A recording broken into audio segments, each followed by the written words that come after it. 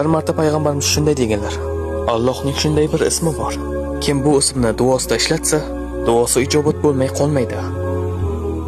Bir kuni Anas roziyallohu anhu shunday dedilar: Men payg'ambarimiz sollallohu alayhi vasallam bilan masjidda o'tirganimizda bir kishi namozni tugatdi va yana ruku qildi. Keyin esa sajda qildi. U sajda qilib bo'lgach shunday dedilar: اللهم إني أسألك بأني أشهد أنك أنت الله لا إله إلا أنت الأحد الصمد الذي لم يلد ولم يولد ولم يكن له كفوا أحد. Va u Allohdan so'rashni davom etdi.